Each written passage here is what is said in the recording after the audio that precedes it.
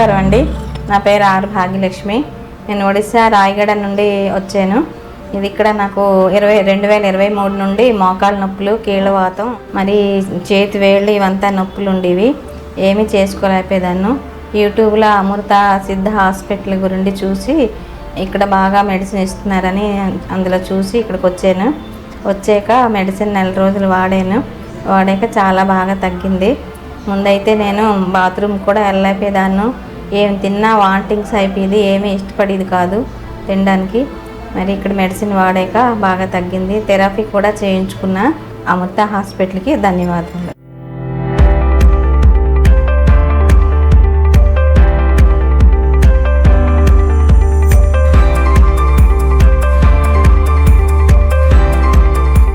రామ్ చరణ్ గారి పెద్ద సినిమా నిర్మాత వెంకట సతీష్ కిలారు గారి గురించి సినీ ఇండస్ట్రీలో పెద్ద చర్చ జరుగుతుంది. నిర్మాతగా ఆయనకు ఇదే మొట్టమొదటి సినిమా. సినీ ఇండస్ట్రీలోకి రావడమే రామ్ చరణ్ వంటి బడా స్టార్ను ఒప్పించి మరీ తన నిర్మాణ సంస్థలో సినిమాను చేయించుకోగలిగారు. అంతేకాదు వ్యక్తిగతంగా కూడా రామ్ చరణ్ గారి మనసును కూడా గెలుచుకున్నారు. ఈ మధ్య జరిగిన ఓ ప్రీ రిలీజ్ ఈవెంట్లో పెద్ద సినిమా నిర్మాతపై రామ్ చరణ్ గారు పొగడతల వర్షం కూడా కురిపించారు. పెద్ద సినిమాకు 50 కాదు 100 కాదు, ఏకంగా 350 కోట్ల రూపాయల ఖర్చు అయితే ఈ మొత్తం డబ్బులను ఆయన ఒక్కరే ఫైనాన్షియర్ల ద్వారా సమకూర్చుకుని రామ్ చరణ్ గారిని, బుచ్చిబాబు గారిని నమ్మి మరీ రిస్క్ చేశారు. మరి ఈ సినీ నిర్మాత చేసిన రిస్క్కు ఫైనాన్షియల్గా కనిపించిన రిజల్ట్ ఏంటి? 350 కోట్ల పెట్టుబడి పెట్టిన నిర్మాతకు వచ్చిన లాభం ఎంత?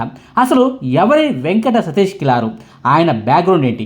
ఆయన చేసే వ్యాపారం ఏంటి అన్న వివరాలను ఈ వీడియోలో క్లియర్గా చెప్పుకుందాం. ముందుగా పెద్ద సినిమాకు పెట్టిన పెట్టుబడి ఎంత, ఈ సినిమాకు విడుదలకు ముందే అన్ని సోర్సుల నుంచి వచ్చిన డబ్బులెంత, విడుదలకు ముందే నిర్మాతకు వచ్చిందెంత అన్న లెక్కల గురించి మాట్లాడుకుందాం. నిజానికి పెద్ద సినిమా ఎప్పుడో తెర మీదకు రావాల్సింది. 2025 సంవత్సరంలోనే ఈ సినిమా రిలీజ్ కావాల్సింది. కానీ ఎవరూ ఊహించిన ఓ కారణం వల్ల ఈ సినిమా 2026 నాటికి పోస్ట్పోన్ కావాల్సి వచ్చింది. ఒకప్పుడంటే సినిమా ఎప్పుడు రిలీజ్ కావాలన్నది నిర్మాతల చేతుల్లోనో దర్శకుల చేతుల్లోనో ఉండేది. హీరోలు సైతం సినిమాల విడుదల తేదీలను డిసైడ్ చేసేవాళ్ళు. ఇప్పుడు ఈ సినిమాల రిలీజ్ డేట్లు దర్శకుడు, నిర్మాతలు, హీరోల చేతుల్లో అస్సలు లేదు. ఓటీటీ సంస్థలే కొత్త సినిమాల రిలీజ్ డేట్లను ఖరారు చేస్తున్నాయి. ఓటీటీ సంస్థలు ప్రతి ఏడాది ఓ ఫిక్స్డ్ బడ్జెట్ను పెట్టుకుంటుంటాయి. ఆ బడ్జెట్లోనే పెద్ద సినిమాలను, చిన్న సినిమాలను భారీ సంఖ్యలో కొనుక్కొని ముందే రిలీజ్ డేట్లను ఎప్పుడో ఫిక్స్ చేసుకుంటుంటాయి. పెద్ద సినిమా 2022 సంవత్సరంలోనే ఫిక్స్ అయినప్పటికీ 2024 సంవత్సరం జనవరి నెలలో ఈ సినిమా షూటింగ్ ప్రారంభమైంది. ఏడాదిలోపే ఈ సినిమా షూటింగ్ను కంప్లీట్ చేసుకుని 2025 సంవత్సరం సమ్మర్ సెలవుల్లో దీన్ని విడుదల చేయాలనుకున్నారు. ఆ మేరకు అన్ని ఏర్పాట్లను ప్లాన్ చేసుకున్నారు. కానీ ఈ సినిమా ఓటీటీ డీల్స్ విషయంలో పెద్ద తతంగమే నడిచింది. ఒకప్పుడు ఓటీటీ హక్కులు అనే మాటే ఉండేది కాదు. కానీ ఇప్పుడు సినిమాలకు నిర్మాతలు పెడుతున్న పెట్టుబడుల్లో సగానికి పైగా డబ్బులు ఓటీటీ సంస్థల నుంచే వస్తున్నాయి. కాబట్టి ఓటీటీ డీల్స్ కోసం విడుదల తేదీ విషయంలో రాజీ పడాల్సి వస్తుంది. ఈ పెద్ద సినిమా విషయంలోనూ అదే జరిగింది. పెద్ద సినిమా డిజిటల్ స్ట్రీమింగ్ రైట్స్ కోసం అమెజాన్ ప్రైమ్, నెట్ఫ్లిక్స్ సంస్థలు ప్రధానంగా పోటీ పడ్డాయి. అమెజాన్ ప్రైమ్ సంస్థ 100 కోట్ల రూపాయలలోపే బిడ్డింగ్ను వేస్తే నెట్ఫ్లిక్స్ సంస్థ మాత్రం 130 కోట్ల రూపాయలకు ఈ పెద్ద సినిమా డిజిటల్ రైట్స్ను కొనేందుకు ముందుకొచ్చింది. సో ఏ నిర్మాత అయినా సరే ఎటువైపు మొగ్గు చూపుతాడు? నెట్ఫ్లిక్స్ ఆఫర్ వైపే మొగ్గు చూపుతారు కదా. అయితే ఇక్కడే నెట్ఫ్లిక్స్ సంస్థ ఓ కండిషన్ పెట్టింది. మేము 130 కోట్లకు పెద్ద సినిమాను కొంటాంలే, కానీ 2025 సంవత్సరానికి ఫిక్స్ చేసుకున్న బడ్జెట్లో మాత్రం దీన్ని కొనలేము.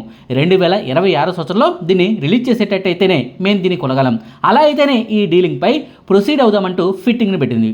దీంతో బాగా ఆలోచించిన ఆ సినిమా టీం దీన్ని కొద్ది నెలల పాటు వాయిదా వేసినంత మాత్రాన వచ్చే నష్టమేమీ లేదని భావించి చివరకు నెట్ఫ్లిక్స్ చెప్పిన విడుదల తేదీ వైపే మొగ్గు చూపింది. అలా నెట్ఫ్లిక్స్ సంస్థ నుంచి ఓటీటీ రైట్స్ ద్వారా 130 కోట్ల రూపాయలు నిర్మాతకు ముందే వచ్చాయన్నమాట. ఇక ఈ సినిమాకు సంబంధించిన శాటిలైట్ రైట్స్ను జీ సంస్థ కొనుగోలు చేసింది. పెద్ద సినిమా అన్ని భాషల శాటిలైట్ రైట్స్ను ఏకంగా 75 కోట్ల రూపాయలకు జీ సంస్థ కొనుగోలు చేసింది. ఇక దీంతో పాటుగా టీ సిరీస్ సంస్థ పెద్ద సినిమా పాటల రైట్స్ను 5 కోట్ల రూపాయలకు కొనుగోలు చేసింది. శాటిలైట్ రైట్స్, మ్యూజిక్ రైట్స్ కలిపితే అక్షరాల 80 కోట్ల రూపాయలు వచ్చేసినట్టు లెక్క. అంటే పెద్ద సినిమా నిర్మాతకు నాన్ థియేటికల్ బిజినెస్ రూపంలో ఏకంగా 210 కోట్ల రూపాయల డబ్బులు ముందే వచ్చేసన్నమాట. ఇక ఈ సినిమాకు థియేట్రికల్ బిజినెస్ కూడా భారీగానే జరిగింది. 2 తెలుగు రాష్ట్రాల్లోని డిస్ట్రిబ్యూటర్లు ఈ సినిమాకు 135 కోట్ల రూపాయల పెట్టుబడి పెడితే కర్ణాటక, తమిళనాడు, కేరళ, హిందీ రాష్ట్రాలు ప్లస్ ఓవర్సీస్ ఇలా ప్రపంచవ్యాప్తంగా అన్ని ఏరియాల నుంచి పెద్ద సినిమాకు డిస్ట్రిబ్యూటర్ల నుంచి అక్షరాల 218 కోట్ల 50 లక్షల రూపాయల డబ్బులు వచ్చినట్టు లెక్క. నాన్ థియేటికల్ బిజినెస్ 210 కోట్లకు డిస్ట్రిబ్యూటర్ల ద్వారా వచ్చిన డబ్బులను కలిపితే మొత్తం మీద 428 కోట్ల 50 లక్షల రూపాయల డబ్బులు నిర్మాతకు వచ్చేసినట్టు లెక్క. ఈ సినిమాకు నిర్మాత అక్షరాల 350 కోట్ల రూపాయల పెట్టుబడి పెట్టారని ఆయన స్వయంగా చెప్పుకొస్తున్నారు. ఒకవేళ మరీ అంత అవదని అనుకున్నా కనీసం 300 కోట్ల రూపాయలైనా ఖచ్చితంగా ఖర్చు అవుతాయి. ఈ లెక్కన 300 కోట్లు పెట్టిన నిర్మాతకు పెట్టిన పెట్టుబడిని తిరిగి రాబట్టడమే కాకుండా అదనంగా పెద్ద సినిమా ద్వారా మరో 128 కోట్ల రూపాయల లాభం వచ్చినట్టు లెక్క. ఇది పెద్ద సినిమా ద్వారా నిర్మాతకు వచ్చిన లాభాల లెక్కలు. అయితే ఇక్కడే ఓ ఫిట్టింగ్ కూడా ఉందండోయ్. ఈ మొత్తం లాభాల లెక్కలు ఇప్పటికే నిర్మాతకు ముందే వచ్చాయనుకుంటే మీరు పొరపాటు పడినట్టే. ఓటీటీ సంస్థలు కానీ శాటిలైట్ సంస్థలు కానివ్వండి కొనే ముందు ఓ కండిషన్ను పెడుతూ ఉంటాయి. సినిమా హిట్ అయితేనే మేము ఇంత డబ్బులు ఇస్తాం, లేదంటే మాత్రం ముందుగా కుదుర్చుకున్న మొత్తాన్ని తగ్గిస్తామంటూ కండిషన్లు పెడుతున్నాయి. పెద్ద సినిమాకు మంచి టాకే వస్తుంది కాబట్టి నా థియేటికల్ బిజినెస్ లెక్కల్లో కూడా పెద్దగా మార్పులు చేర్పులు ఉండకపోవచ్చు. డీలింగ్ ప్రకారం మొత్తం 210 కోట్ల రూపాయల డబ్బులు నిర్మాతకు ఖచ్చితంగా వచ్చి తీరుతాయి. కానీ నాన్ థియేటికల్ బిజినెస్ లెక్కలో మాత్రం తేడాలు ఉండే ఛాన్సులు ఉంటాయి. కొందరు డిస్ట్రిబ్యూటర్లేమో గంప కొత్తగా థియేటికల్ హక్కులను కొంటుంటారు. లాభం వచ్చినా నష్టం వచ్చినా నిర్మాతకు సంబంధం ఉండదు, డిస్ట్రిబ్యూటర్లే భరిస్తారు. ఇంకొందరేమో నష్టాలు వస్తే నిర్మాతలు డబ్బులు రిటర్న్ ఇచ్చే పద్ధతిలో కొంటుంటారు. మరి పెద్ద సినిమా నిర్మాత ఏ పద్ధతిలో ఈ సినిమాను ఏరియాల వారీగా డిస్ట్రిబ్యూటర్లకు అమ్మేశారన్న దాన్ని బట్టే ఆయనకు వచ్చే ఫైనల్ డబ్బులు ఆధారపడి ఉంటాయి. ఒకవేళ అన్ని ఏరియాల్లోనూ ఈ సినిమాను కొన్న డిస్ట్రిబ్యూటర్లు లాభాల్లోకి వెళ్తే మనం ఇందాక చెప్పుకున్న 210 కోట్ల పైచిలకు బిజినెస్ లెక్కల అమౌంట్ ఆయనకు వచ్చేస్తుంది. తెలుగు రాష్ట్రాల్లో ఈ సినిమా లాభాల్లోకి వెళ్ళడం ఖాయమేమీ కానీ కర్ణాటక, తమిళనాడు, కేరళ, హిందీ రాష్ట్రాల్లో ఈ సినిమా లాభాల్లోకి వెళ్ళడం కష్టమే. ఈ ఏరియాల ద్వారా ఓ 50 కోట్లు నష్టం వస్తుందని అనుకున్నా ఆయనకు వచ్చే లాభాల లెక్కల్లో ఓ 50 కోట్లు తగ్గే ఛాన్స్ ఉంటుంది. అన్ని పోను నిర్మాతకు 128 కోట్ల లాభం ఉంటుందని మనం ఇందాక చెప్పుకున్నాం కదా. అందులో 50 కోట్లు కనుక తగ్గితే కనీసం 70 నుంచి 80 కోట్ల లాభం మాత్రం నిర్మాతకు మిగిలే ఉంటుందన్నమాట. ఇది పెద్ద సినిమా నిర్మాతకు వచ్చే లాభాల లెక్కలు. చూడాలి మరి బాక్స్ ఆఫీస్ రిజల్ట్లో చివరకు ఎలాంటి మ్యాజిక్ జరుగుతుందో అన్నది. ఇక లాభాల లెక్కల గురించి కాసేపు పక్కన పెడితే పెద్ద సినిమాకు 300 కోట్ల రూపాయలకు పైగానే పెట్టుబడి పెట్టిన నిర్మాత వెంకట సతీష్ కిలారు గారి గురించే సినీ ఇండస్ట్రీలో పెద్ద చర్చ జరుగుతుంది. సినీ ఇండస్ట్రీలోకి ఎంట్రీ ఇచ్చిన మొదటిసారి రామ్ చరణ్ వంటి స్టార్ హీరోతో సినిమాను చేసిన ఆయన తన తర్వాత సినిమాను బాలకృష్ణ గారితో చేస్తున్నారు.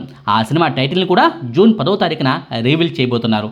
వరుసగా పెద్ద పెద్ద హీరోలతో సినిమాను చేస్తున్న ఈ వెంకట సతీష్ కిలారు గారి బ్యాక్గ్రౌండ్ ఏంటి, ఆయన గతం ఏంటి, ఆయన చేసే వ్యాపారాలేంటన్న వివరాల్లోకి వెళ్ళిపోదాం.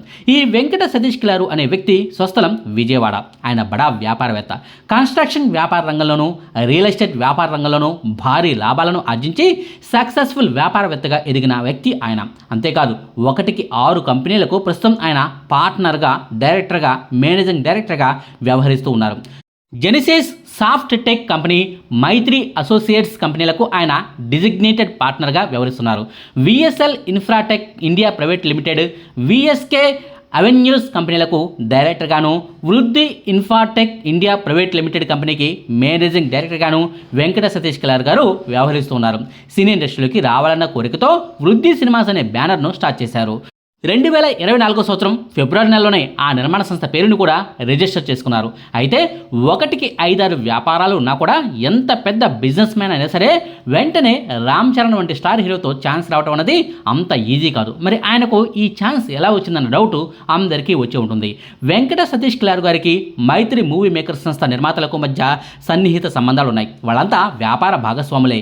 ఈ క్రమంలోనే మైత్రి నిర్మాతలతో కలిసి కొన్ని వ్యాపారాలను కూడా ఆయన చేశారు. మొన్న మధ్యనే పుష్ప 2 సినిమాకు విపరీతంగా కలెక్షన్లు వస్తున్నాయని మైత్రి సంస్థలపై ఐటీ రైడ్స్ తిరిగాయి కదా. ఆ మైత్రి సంస్థలతో పాటుగా వారితో సన్నిహితంగా ఉంటే వెంకట సతీష్ కిలారు గారి సంస్థల్లో కూడా ఐటీ రైడ్స్ జరగడం గమనార్హం.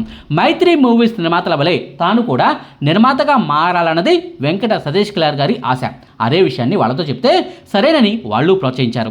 రామ్ చరణ్తో బుచ్చిబాబు తీయబోయే సినిమాకు మొదట్లో మైత్రి మూవీ మేకర్సే నిర్మాతలని అంతా అనుకున్నారు. కానీ సడన్గా ఈ ప్రాజెక్టు చేతులు మారి వెంకట సతీష్ కిలారు గారి వద్దకు వెళ్ళిపోయింది. తమ వద్దకు వచ్చిన ప్రాజెక్టును వదిలేసుకుని మరీ వెంకట సతీష్ కిలారు గారికి మైత్రి నిర్మాతలు ఇచ్చేయటం అనేది చాలా గొప్ప విషయం. అంతేకాదు ఈ సినిమా తర్వాత బాలయ్యతో కూడా ప్రాజెక్ట్ను ఎప్పుడో సెట్ చేసుకుని ఈ సినిమా నిర్మాణాన్ని కూడా శరవేగంగా పూర్తి చేస్తున్నారు. అన్నీ కలిసి వస్తే దసరా పండుగకో లేక క్రిస్టమస్ పండుగలోపో బాలయ్య సినిమా కూడా రిలీజ్ కావడం గ్యారంటీ.